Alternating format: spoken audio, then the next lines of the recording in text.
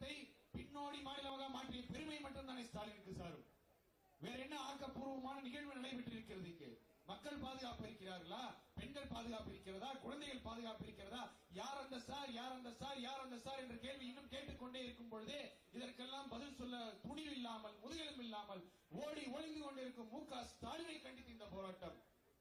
பாதுகாப்பு கோர வேண்டியது மக்களுடைய அடிப்படையில் ஒன்று. அந்த பாதுகாப்பை தர வேண்டியது என்று ஆட்சியில் அமர்ந்திருக்கக்கூடிய கடமைகளில் ஒன்று. அந்த கடமை தவறிய இந்த விடியா திமுக அரசு, ஷூட்டிங்கில் மட்டுமே குறிக்கோளாக இருக்கும் இந்த விடியா திமுக அரசு, இந்த பொம்மை முதல்வர் ஸ்டாலின் அவர்கள் காலையும் மாலையும் தினம் நடத்தும் ஷூட்டிங்கை நிறுத்திவிட்டு மக்களை கேளுங்கள், மக்கள் என்ன சொல்கிறார்கள் என்று கேட்கிறார்கள். இது போன்ற ஒரு அவலாட்சி இதுவரை நாங்கள் கண்டதில்லை. தினம் தினம் நாங்கள் படும் வேதனைக்கு அளவில்லை.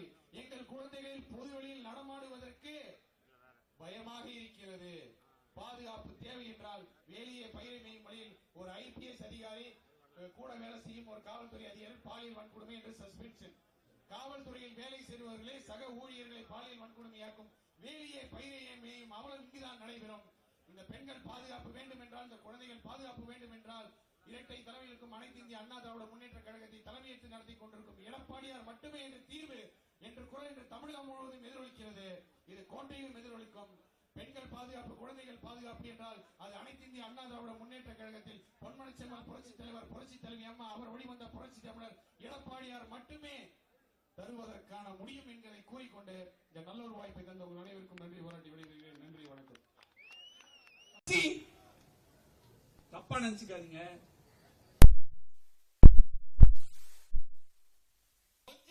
மனசாட்சி இருக்கும் ஒரு மனிதனும் இதை சொல்ல மாட்டான்.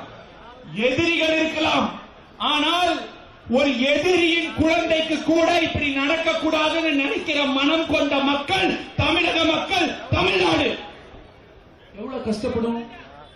ஒரு பெண் 9 மாசம் கஷ்டப்படுனா முதல் 3 மாசம் வாந்தி, அதுக்கப்புறம் தலை சுத்தல், அதுக்கப்புறம் முதுகு வலி, இத்தனையும் தாண்டி மறுபிறவி எடுத்துத்தான் கடவுளை நாம் நேரில் பார்த்ததில்லை.